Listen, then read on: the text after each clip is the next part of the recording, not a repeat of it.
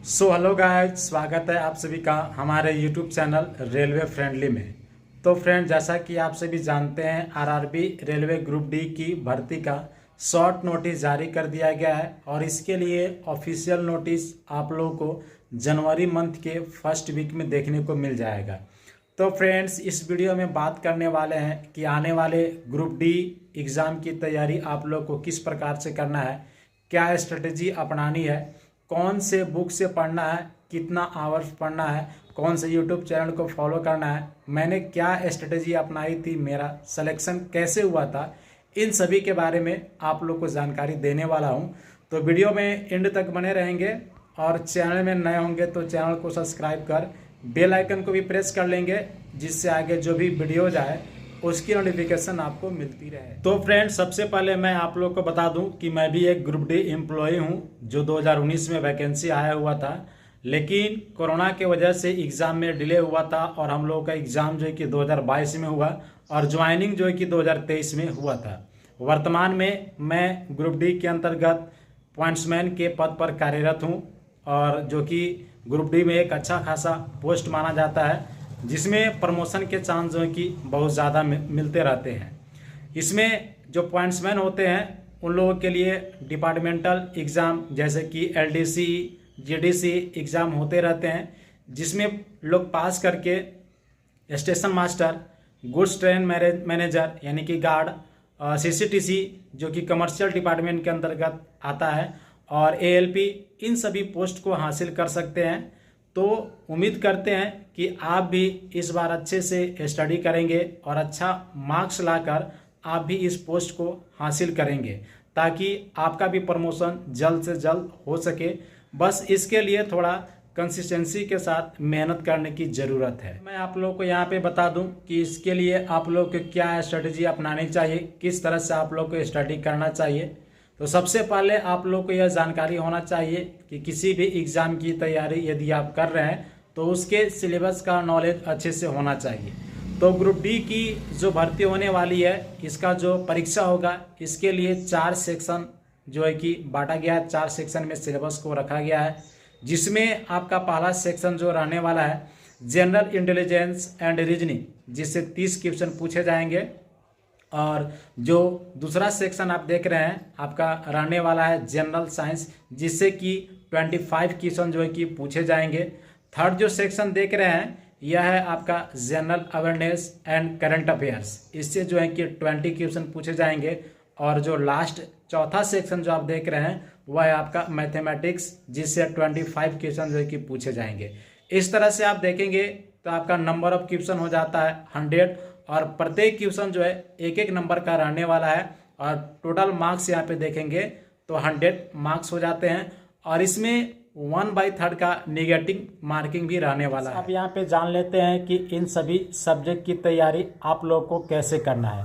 तो सबसे पहले आप लोग को 7 से 8 घंटे का एक प्रॉपर टाइम टेबल बनाना है और उसे कंसिस्टेंसी के साथ रेगुलर फॉलो करते रहना है।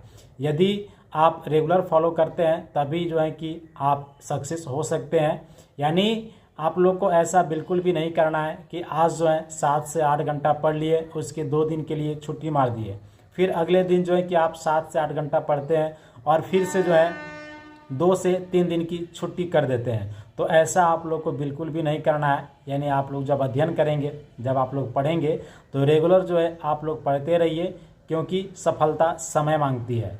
तो फ्रेंड्स, आप लोग रेगुलर पढ़िए और हाँ, जिस भी सब्जेक्ट में आपकी पकड़ अच्छी है उस पर थोड़ा कम समय दीजिए और जिस भी सब्जेक्ट में आप वीक हैं उस पर आप लोग को ज़्यादा से ज़्यादा समय देना है और कहाँ पे वीक हैं उस कमजोरी को पहचानना है और उसके लिए और भी ज़्यादा मेहनत करना है और समय समय पे आप लोगों को रिवीजन भी करते रहना है। तो आज से ही आप एक प्रॉपर टाइम टेबल बनाएं और उसे रेगुलर जो है कि फॉलो करते रहें, ताकि समय से पहले जो है आपका सिलेबस कंप्लीट हो सके। तो फ्रेंड्स, अब यहाँ पे बात कर लेते हैं कि आप लोग को तैयारी कहाँ से करना है, कैसे करना है। सबसे पहले बात कर लेते हैं मैथ्स के बारे में, जिससे 25 क्वेश्चन जो है कि आपके एग्ज़ाम में पूछे जाएंगे।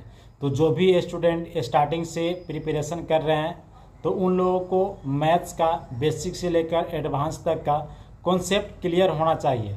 इसके लिए आप लोगों को करना क्या है, आप यूट्यूब पे जाएं, यूट्यूब पे सर्च करें ग्रुप डी का जितना भी मैथ्स का टॉपिक है आप सर्च कीजिए, वहाँ पे बहुत सारे टीचर आप लोग को पढ़ाते हुए दिख जाएंगे। तो वहाँ से आप उन सभी टीचर का वीडियो देखिए और जिन भी टीचर का पढ़ाया हुआ आपको समझ में आ रहा है आप उन्हें फॉलो करना शुरू कर दीजिए। मैंने भी यूट्यूब से ही पढ़ा था और जैसे आप लोग को बता दूं यूट्यूब चैनल एक साहिल सर हैं जो उस समय वाईफाई स्टडी पे पढ़ाया करते थे और वर्तमान में अभी उनका एक अपना चैनल है क्विक ट्रिक्स बाय साहिल सर। तो आप जाइए उनका वीडियो भी देख सकते हैं। और मैंने एक और यूट्यूब चैनल का फॉलो किया था जो है RWA चैनल, जिसपे राहुल तेवतिया सर जो मैथ्स पढ़ाते हैं, इन दो टीचर को मैंने यूट्यूब पे फॉलो किया था। तो आप जो है कि उनका भी वीडियो एक बार जाकर देख सकते हैं या आप सर्च कीजिएगा तो बहुत से टीचर का वीडियो आएगा। तो जिनका भी पढ़ाया हुआ समझ में आता है आप उनको फॉलो कीजिए। अब यहाँ पे आप लोग को डेली 2 घंटे का समय इसके लिए देना है। प्रतिदिन आप लोग 2 घंटे का समय देते हुए मैथ्स के एक एक चैप्टर को कंप्लीट करते जाइए। एक चैप्टर को एक दिन में कंप्लीट करना है। अगर एक दिन में कंप्लीट नहीं होता है तो 2 से 3 दिन में कंप्लीट कीजिए। जितना दिन में कंप्लीट होता है उतना दिन में कीजिए, लेकिन आप लोग जो कि रेगुलर पढ़ते रहिए। अब यहाँ पे जैसे ही आपका चैप्टर कंप्लीट हो जाता है, बेसिक कॉन्सेप्ट क्लियर हो जाता है, बेसिक से लेकर एडवांस तक जितने भी कॉन्सेप्ट हैं वो सभी क्लियर हो जाता है, तब आप लोग को प्रैक्टिस सेट लगाना शुरू कर देना है। ऑनलाइन मॉक टेस्ट लगाना शुरू करना है। आप जब तक आपका कॉन्सेप्ट क्लियर नहीं हो जाता है तब तक आप लोग को प्रैक्टिस सेट जो कि शुरू नहीं करना है। और जब कंप्लीट होने के बाद मॉक टेस्ट लगाना शुरू करेंगे तो मॉक टेस्ट लगाने के बाद आप लोग को एनालिसिस भी करना है उस टेस्ट का, और उसमें आप लोग को देखना है कि कितने क्वेश्चन जो है कि आपके सही हो रहे हैं, कितने गलत हो रहे हैं, कहाँ पे गलत हो रहे हैं, कौन से चैप्टर का कौन से टॉपिक का क्वेश्चन जो कि गलत हो रहा है। और जिस भी टॉपिक या जिस भी चैप्टर का क्वेश्चन गलत हो रहा होगा उसको फिर से यूट्यूब पे जाकर सर्च करना है। सर्च करने के बाद फिर से उसको देखना है, उसको अच्छे से जो है कि रिवीजन करना है। जब आप इस तरह से करेंगे तो यकीन मानिए आपका मैथ्स का जो कॉन्सेप्ट है, जो तैयारी है, वह एक अलग लेवल की हो जाएगी और आप जो है कि एग्ज़ाम में अच्छे अंक जो है कि ला सकते हैं। प्रैक्टिस के लिए आप जो है RS अग्रवाल का एक बुक आता है या किरण पब्लिकेशन का बुक, जिसमें PYQ प्रीवियस ईयर के क्वेश्चन मिल जाएंगे, आप उससे जो है कि प्रैक्टिस कर सकते हैं। बात कर लेते हैं रीजनिंग के बारे में। तो फ्रेंड्स, रीजनिंग के लिए सभी चैप्टर का बेसिक से एडवांस तक का जो भी कॉन्सेप्ट होता है, जो भी ट्रिक होता है, उसे आप लोगों को मालूम होना चाहिए। इसके लिए भी आप यूट्यूब पे सर्च कीजिए, बहुत सारे टीचर आप लोगों को पढ़ाते हुए दिख जाएंगे। जिनका भी पढ़ा है वह समझ में आता है, आप उनको फॉलो करना शुरू कर दीजिए। अगर मैं अपने बारे में बात करूं तो हमने 2 टीचर को फॉलो किया था। एक दीपक सर हैं जिनका अपना यूट्यूब चैनल है reasoning life by Deepak sir, और दूसरे हैं संदीप सर जो कि RWA यूट्यूब चैनल पे पढ़ाते हैं। इन 2 टीचर को हमने फॉलो किया था, आप भी फॉलो करना शुरू कर दीजिए। तो जैसे ही आप फॉलो करना शुरू करेंगे, आप वीडियो देखते रहेंगे, आपका चैप्टर जो है कि क्लियर होते जाएगा। एक दिन में कम से कम आप लोगों को 1 से 2 घंटे का समय देना है रीजनिंग पर, और एक दिन में एक चैप्टर को कंप्लीट कर देना है। अगर एक दिन में एक सब टॉपिक जो है एक चैप्टर कंप्लीट नहीं होता है तो आप 2 दिन समय ले लीजिए, 3 दिन ले लीजिए, लेकिन आप लोग रेगुलर पढ़ते रहिएगा। और इस तरह से क्या होगा कि जब आप डेली पढ़ रहे हैं, 1 से 2 घंटे का समय दे रहे हैं, तो आपका सभी चैप्टर का कॉन्सेप्ट भी क्लियर हो जाएगा, ट्रिक जितना भी होता है सब क्लियर हो जाएगा। अब जैसे ही आपका कॉन्सेप्ट क्लियर हो जाता है सभी चैप्टर का, आप लोगों को ज़्यादा से ज़्यादा मॉक टेस्ट लगाना शुरू कर देना है। प्रीवियस ईयर्स के क्वेश्चन भी लगाना शुरू करना है। एक किरण पब्लिकेशन का बुक आता है जिसमें प्रीवियस ईयर के क्वेश्चन देखने को मिलेगा, आप उससे प्रैक्टिस कर सकते हैं, जो कि बहुत ही अच्छा बुक माना जाता है। आप इससे प्रैक्टिस कीजिए। कुछ ऐसे एग्जाम होते हैं जिसमें प्रीवियस ईयर में जो पूछे जाते हैं उसके बेसिस पे जो कि बहुत सारे क्वेश्चन आप लोग को आने वाले एग्जाम में दिख जाएगा। तो प्रीवियस ईयर के क्वेश्चन लगाना आप बिल्कुल भी नहीं भूलेंगे। तो यहाँ पे आप किरण पब्लिकेशन का बुक प्रैक्टिस के रूप में आप ले सकते हैं। फ्रेंड्स, आप लोग को बता दूं कि मैथ और रीजनिंग 2 ऐसे सब्जेक्ट हैं जिसमें आप जितना ज़्यादा से ज़्यादा प्रैक्टिस करेंगे, मॉक टेस्ट लगाएंगे, जितना ज़्यादा मेहनत करेंगे, आप जो है कि इसमें फुल मार्क्स भी ला सकते हैं, पूरा का पूरा अंक ला सकते हैं। General awareness and current affairs का। तो फ्रेंड्स, जीके जीएस के में आप लोग को हिस्ट्री, जियोग्राफी, इकोनॉमिक्स, पॉलिटी और भी सब्जेक्ट जो है कि आप लोग को देखने को मिलेगा, साथ साथ करंट अफेयर्स। तो यहाँ पे आप लोग को बता दें कि इसमें आप लोग को ज़्यादा से ज़्यादा करंट अफेयर्स पे ध्यान देना है, क्योंकि ज़्यादा क्वेश्चन करंट अफेयर्स के ही होते हैं, वहाँ पे देखने को मिलेगा और इसमें आप अच्छे स्कोर भी कर सकते हैं।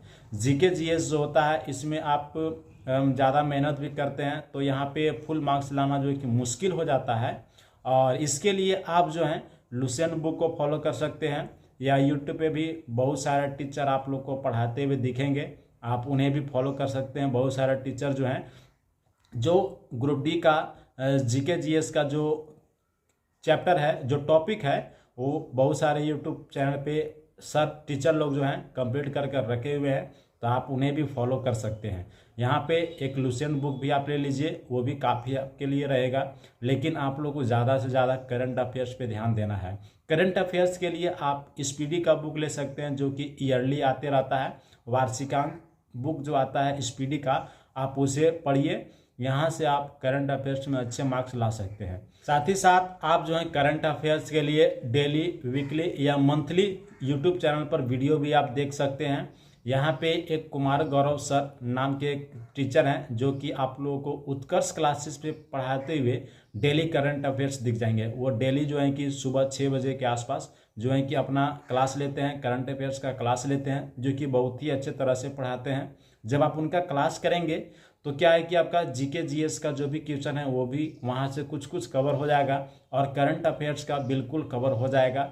आप एक बार जाकर देखिए, उन्हें अगर फॉलो कर रहे होंगे तो अच्छी बात है, अगर नहीं कर रहे हैं तो आप जाइए यूट्यूब पे सर्च कीजिए और फॉलो करना शुरू कर दीजिए। वहाँ से आपका करंट अफेयर्स का जो पोर्शन है, जो सेक्शन है, वो आपका कंप्लीट हो जाएगा। इसमें आप लोग को घबराने की आवश्यकता नहीं है, करंट अफेयर्स में भी आप अच्छे मार्क्स ला सकते हैं।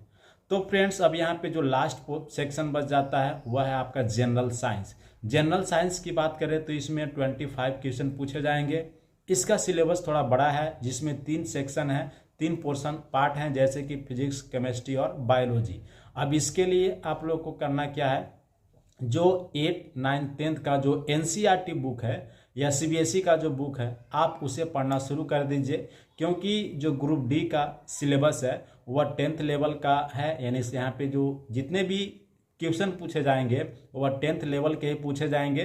तो आप लोग एनसीईआरटी बुक या सीबीएसई पैटर्न जो होता है उसका बुक जो है 8, 9, 10 का अगर आप अच्छे से पढ़ लेते हैं तो आप जनरल साइंस में भी आप अच्छा मार्क्स ला सकते हैं। आप लुसेंट बुक को भी फॉलो कर सकते हैं, लुसेंट का साइंस बुक आता है, आप उसे भी पढ़िए, वहाँ से कवर हो जाएगा। या यूट्यूब पे भी आप लोग को बहुत सारे टीचर पढ़ाते हुए दिखेंगे, जो अपने चैनल पे पूरे सिलेबस को जो है कि कंप्लीट फ्री में पढ़ाते हुए दिख जाएंगे।